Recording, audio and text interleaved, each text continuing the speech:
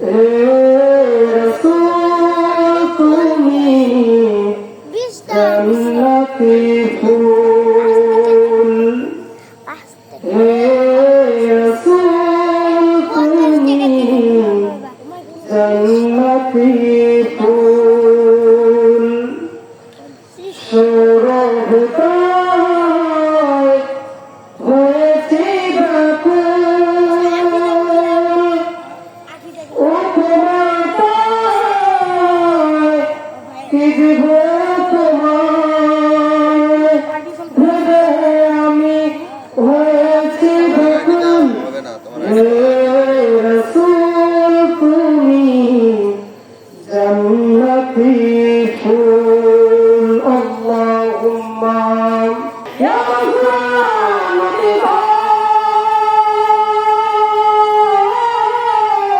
আপনার সাথে আমি হুতুর যুদ্ধ গিয়েছিলাম, আপনার রাসূল যখন কাফেরদের সাথে তখন তার লিখিত করবে আপনার চারপাশে আমি সাহাবের পিঠে লাগিয়েছিল।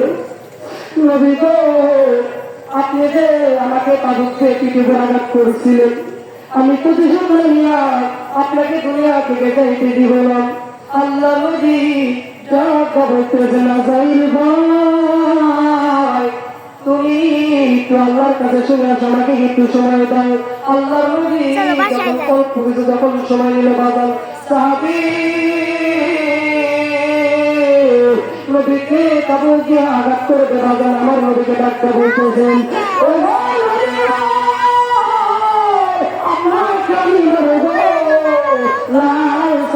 আপনাকে রসুল কানি মারবে। নবী গো, আপনার নাতি হাসান আর হুসাইনকে ডাকে রাখুন। আল্লাহ নবীজি যখন নাতি হাসান আর হুসাইনকে যখন ডাকলো, তখন হাসান আর হুসাইন যখন নানার দরবার আসলো, আল্লাহ নবীজি বলতেছেন, নানু ভাই তোমার নাম তোর ঘরে জানিয়ে তোরা সবটা নিয়ে আসো। যখন সবটা যখন আলা হইল,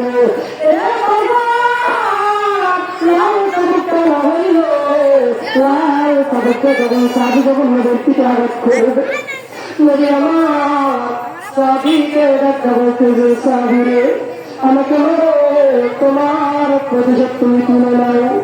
নদী আমার নদীকে ডাক্তার বলতেছে, সাহাবি রাসূল আপনাকে আমার বলতে একটা শর্ত আছে। বলে কি শর্ত? বলতেছে আপনার জুব্বা মোবারকটা খোলা লাগবে। আল্লাহ নবীজি বলতেছে সাহাবীকে জুব্বা খুলতে হবে। বললো সাহাবীরে জুব্বা করবো অবস্থায় তুমি মারতে পারো। নবী সাহাবী বলতেছে রাসূল গো, আপনার সাথে উটের যুদ্ধে আমি সাহাবী গিয়েছিলাম, আপনি আমার পিঠে যখন তাদের মারছিলেন, আমার পিঠে যখন কোনো কাপড় ছিলেন, আমি উলঙ্গ ছিলাম, আমার কোনো ভাই কোনো কথা ছিল নাই।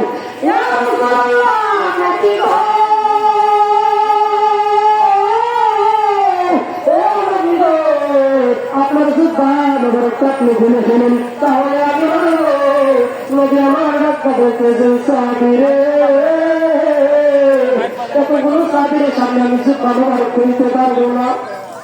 নবীকে ডাক্তার বলতেছেন, আপনার যুদ্ধা খুলতে হবে, খুলতে হবে।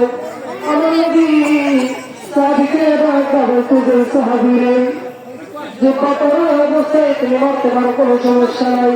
সাহাবী ডাক্তার বলল, নবী গো, আপনাকে যে আমি মারতে যাই একটা রহস্য একটা কাহিনী আছে, বলতে চাই আমি। নবী আমার সাহাবীকে ডাক্তার বলল, সাহাবীরে কি তোমার কি কাহিনী তুমি বলতে পারো? সাহাবী ডাক্তার বলতেছেন, নবী গো, আপনি আমাকে উহুদের যুদ্ধে একটা সবক দিয়ে মারছিলেন, একটা দেখা যায়, আপনি আমাকে আরেকটা মেরা দুইটা করে দিয়ে দেন। মাইক দুটো হরণ পাইছে না তোমারি খোলে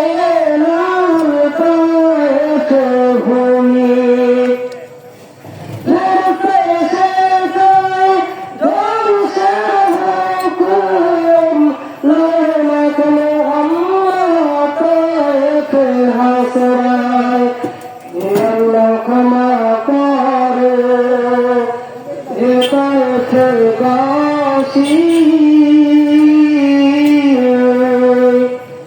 এরা বোঝনি তো আমি যে মোহাম্মদ হৃদয় মোহাম্মদ প্রাণ মোহাম্মদ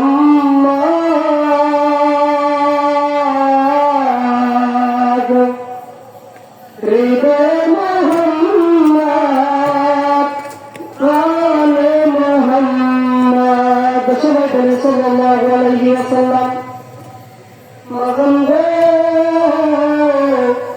এই তো সাহাবীদের নবীর প্রতি ভালোবাসা বাজান ও বাজান আজ আমার আপনার নবীর প্রতি মহব্বত নাই, নবীর প্রতি ভালোবাসা নাই, নবীর প্রেম ভালোবাসা আমি আপনার ভিতরে নাই। আল্লাহ রাব্বুল আলামিন কোরআনুল কারীমের ভিতরে সুন্দর করে বলেন, আল্লাহ রাব্বুল আলামিন কোরআনুল কারীমের ভিতরে সুন্দর করে বলতেছেন, كنتم تحبون الله فاتبعوني يحببكم الله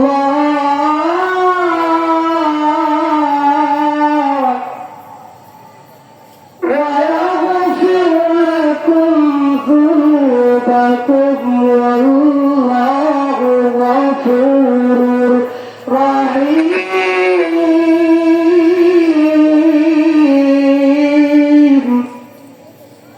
আল্লাহ রাব্বুল আলামিন কত সুন্দর করে বলতেছেন, মানুষেরা রে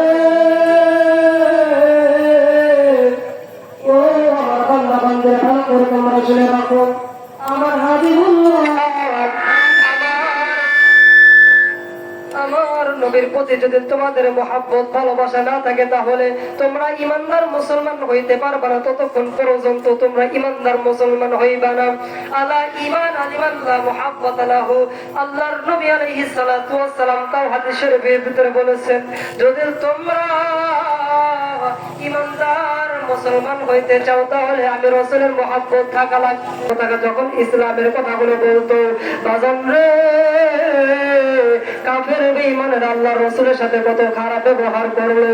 আল্লাহর নবীজি নিজের চাচা আবু তালিব ইসলাম গ্রহণ করলো না।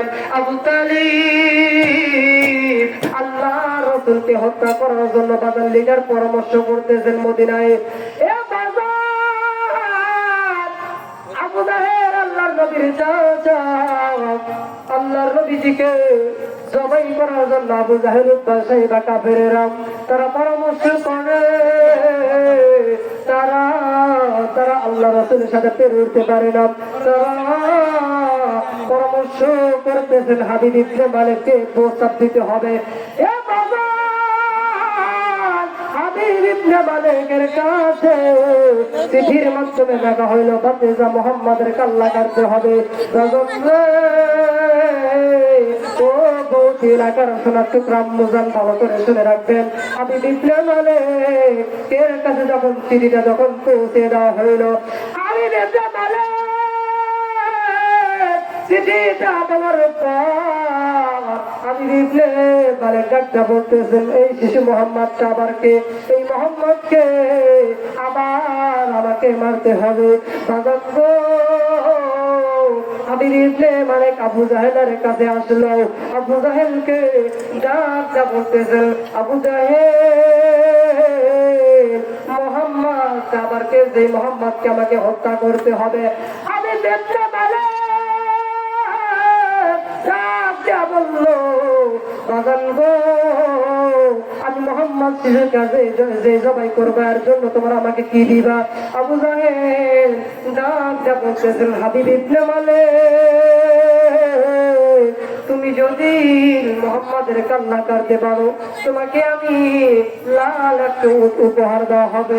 আবার আল্লাহর নবীর খাজা আবু তালিব ডাকটা বলতেছেন, রে হাবিব ইবনে মালিক, তুমি যদি মোহাম্মদের ভাতিজার কান্না কাটতে পারো তোমাকে তাও লাল আমি 100 খানা লাল উপহার দিব। ও বাবা, আল্লাহর রাসূলকে হত্যা করার জন্য হাবিব ইবনে মালিক তার সৈন্য প্রজাদেরকে খবর দিল, বাজান রে হাবিব ইবনে মালিক তার পূর্ণ প্রজাদেরকে নিয়ে আসলো আল্লাহর নবীজির